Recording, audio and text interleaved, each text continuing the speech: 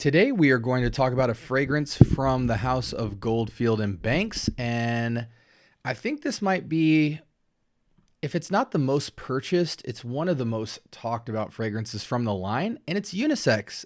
So boys and girls, strap up, grab your popcorn, and let's go for that ride.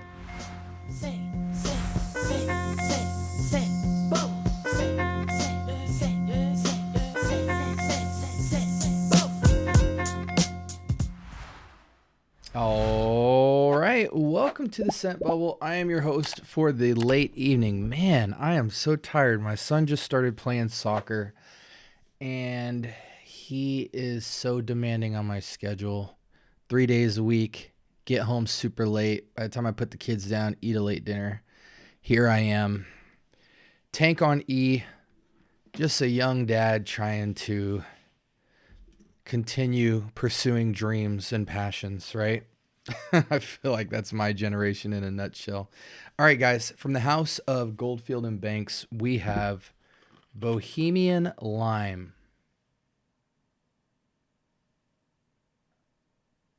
Are you guys going to be able to see that? Wow, there we go. Good grief. Sorry about that, guys. Still learning the camera. Hope you guys are enjoying that, by the way. I got this really cool, what is it, a 10 ml? Yeah, 10 ml travel spray. And so I will be getting some good use out of this. I've smelled it before, but you know, you guys want to know how I feel about it. So I want to refresh myself in this scent. Very good atomizer on that Traveler. Holy smokes. Let's put that on skin.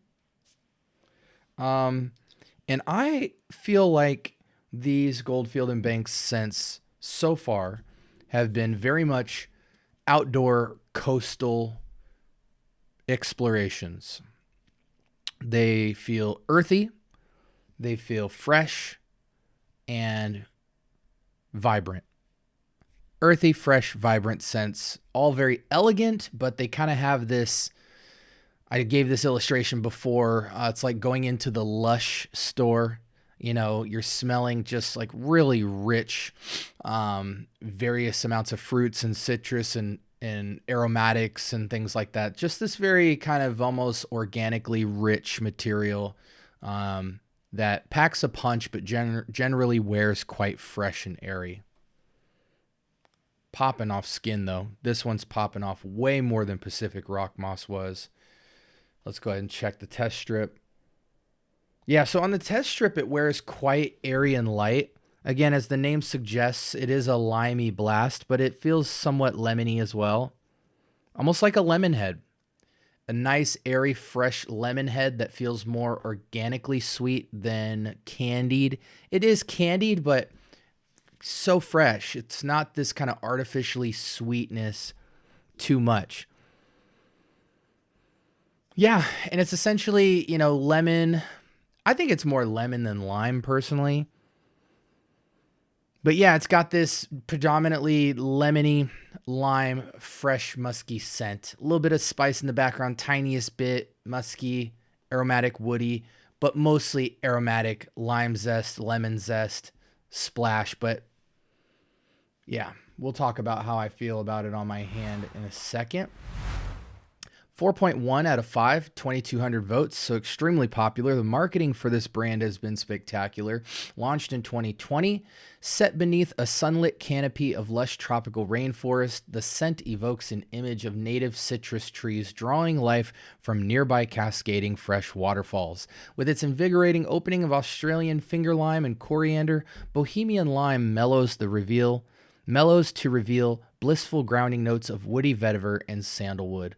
I do get this very light vetiver-ish sandalwood, mostly vetiver, but it is so light and crisp and airy and fresh. Don't let the vetiver intimidate you at all. This is totally about lemon lime zest and just loads of freshness. The base is just making the fragrance somewhere sit between lightweight and middleweight. Okay. And finger lime, that's interesting. Never seen that before. Haitian vetiver, bergamot, Moroccan cedar, sandalwood, and coriander. Coriander is super in the background. The sandalwood is super tucked. This fragrance mostly smells like this over here. Almost what you would call somewhat of a lemon soda without as much fizz. But it's really nice. Dumb reach, classy and elegant, slightly upscale casual, but mostly casual. It's a fancy schmancy casual scent that's super simple. This isn't going to blow your socks off at all. The bergamot is just so present. Bergamot, fresh vetiver, maybe a little bit of a soda water feel.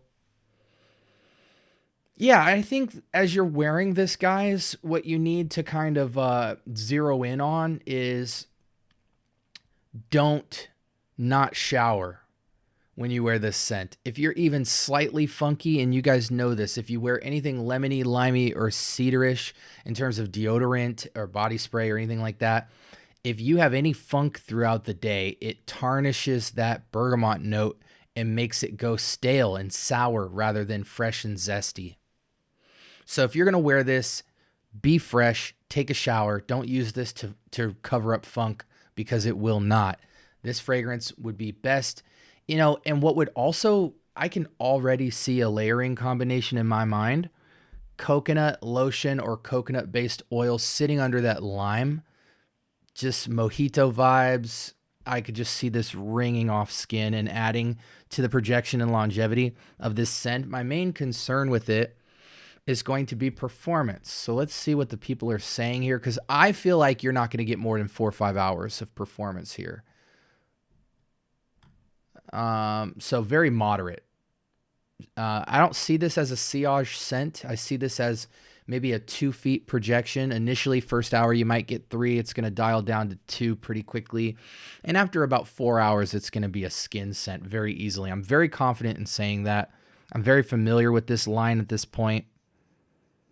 But nonetheless, it is a dumb reach, niche, casual experience. Think 7-Up with a little bit more. Think 7-Up with lemon zest sprinkled on top. That's what this fragrance smells like in a nutshell. A lot of fragrances are going to smell like this, guys. And you can see under here, Jimmy Choo Man Ice. I mean, basically anything that smells like lemonade, 7-Up, or Sprite is going to be in here. Jimmy Choo Man Ice, totally agree. Dior Cologne, totally agree.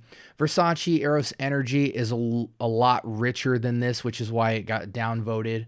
Aventus Cologne is a lot richer than this for sure. Hassavat, they're bugging.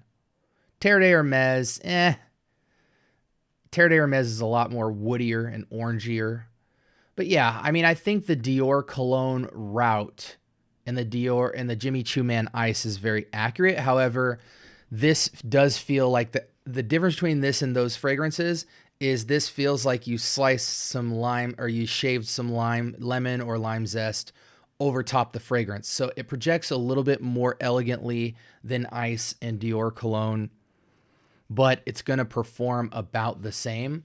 Now, when you're trying this fragrance, when you put it on the test strip after about a minute, it is going to be extremely, how do I put this?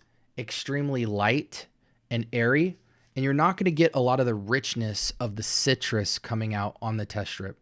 So you must put this on skin, because when you put it on skin, it at least comes alive a little bit more by about 15-20% with more of this lemon lime zest feel. So definitely try it on skin. But even on skin, I'm already getting to this kind of 1 foot projection or less type of vibe. Now, again, I only sprayed it once on skin, but it was a really good sprayer, and I, coated my skin with it. This is a glorified skin scent type of scent. The first hour is going to be bananas. Second hour, you're still going to be popping off. Then fleeting returns from there. But I do see this as a fragrance that I wouldn't mind hitting myself with 10-15 sprays. Then after I get off of work, hitting myself again with another 10-15 sprays. It is a step above designer, just a tad. Like, we're talking 15% above in terms of the citrus profile. It's amazing. Certain citruses just don't go, like Nautica Voyage lasts forever. Hawas Ice, lasts a good amount of the day with the synthetics in it. Dior Cologne, Jimmy Choo Man Ice, Versace Pour Homme, all those, they're moderate, but moderate to low. I feel like this is where that sits in terms of performance. But performance isn't really what you go after with a scent profile like this. It's the scent profile. So for me, I want the best smelling scent, the one that's just a little bit more elegant and all that. And I think Bohemian Lime just does that. It's very refreshing. And again, think 7-Up with lemon zest shaved onto the top of the can. And there you go. It's not super metallic at all. It truly is a citrus, woody, fresh, slight sparkling fragrance that is just very invigorating to wear. I wish it had more performance, but you're not going to get that with everything. For me, this fragrance is easily 8 out of 10. It's well above average. I don't do decimals. I don't think there's anything signature about it. It's going to remind you of a lot of things, just a tad bit fancier. So it's not the most signature thing in the world, and it doesn't pack the biggest punch. It's a light dumb reach. So that all knocks it down to an 8, but it's certainly above average perfumery. It's elegant. It's fancy schmancy. But it is quite simple. So I think 8 is a solid score for this. Alternatives to this, honestly, discounters can put this fragrance anywhere around $120 or less. So for that price point, I think you just get this. If you're trying to go further down in the clone category, I highly recommend a fragrance like Mahir Legacy Silver.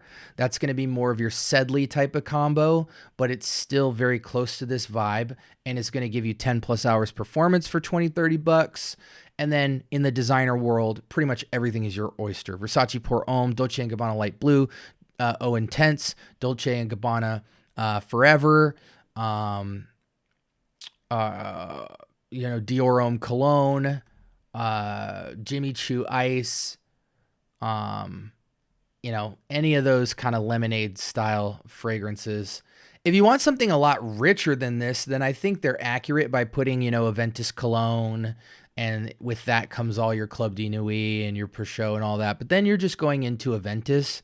This is capturing kind of seaside citrus, whereas those really ramp up the woods to become more of a complete fragrance. And once you add a lot of woods, it takes it off the coast and puts a suit and tie on it, I feel. So 8 out of 10 fragrance for me, 10, 15 sprays. I do think it's unisex, but I think for the women in this line, something like a Sunset Hour or something just makes a lot more sense. This does feel like it has a slight masculine lean with the heavy emphasis on vetiver for sure.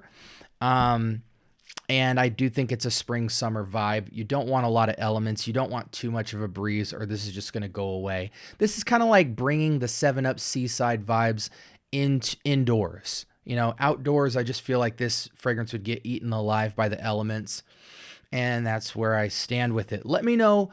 I do know a lot of people that own Bohemian Lime, and it is extremely popular. As you can see, the score on Fragrantica is creeping into mass appeal territory with that 4.1 out of 5, and plenty of people feel that way. So don't take my word for it. A lot of you guys trust my nose, and that's why I'm overly critical of fragrances rather than undercritical, just so that you guys know my complete thoughts as I'm wearing and trying this fragrance. If it changes at all, I will let you guys know. But I've been wearing this for quite some time now, way before this travel spray. But as it stands right now, this is just slightly more intense than Pacific Rock Moss, and Pacific Rock Moss is even lighter. So I'll be looking to see, what fragrance out of this house actually packs that 6+ to 8 hour performance. But nonetheless, this is a very elegant house that I think, due to its kind of coastal nature, it's kind of almost the Mancera of this coastal vibe so far. When I think about houses like this, I think of fragrances from Mancera and City Rhythms, and also Acqua di Parma. Acqua di Parma's got the European feel. Mancera feels kind of like all over the place, but Jardin Exclusive, Pearl, French Riviera, the lemon oud mint and all that stuff punches a little more synthetically. City Rhythms is more of taking you to a city, but they're all within the range of quality of each other and price range, so that I feel, I guess I say all that to say those are the other houses you would look at for fragrances like this, but I'm not pointing you there because they're better. They all just provide a different feel. City Rhythms is about places. Mancera is about kind of like vibes and concepts. This house feels very much about anything related to kind of the coastal seaside vibes. But you know, we'll see. We're just getting started in Goldfield and Banks, and I'm excited to see if they change it up a bit, because right now everything seems to be like stuff you'd wear kind of by the water without a breeze. But anyways, 8 out of 10, Bohemian Lime, Goldfield and Banks. Sound off in the comments if you guys have this or any alternatives. Let's get a conversation going. I got to go, but make sure that you like, comment, and subscribe. More importantly, turn on that notification bell. Hey, the algorithm in YouTube is very smart these days. It's going to see what you've been searching for. And so as you binge watch content on my channel, I'm going to naturally throw up every video, 2 videos that I think you should watch next based off what you've been searching for. But if you want to see what the channel looks like in a more organized fashion, please head over to that playlist section where I've sorted each type of content I do. If you're new here, I post content, like honestly at this point, it's like 2 to 6 videos a day, every single day. And I haven't missed a day of posting. So if you're into fragrance content of all kinds, this is where you want to be. With that being said, I know I'm long-winded, but it's SB, man. Hope you guys stay blessed. And until next time, have a great rest of your day.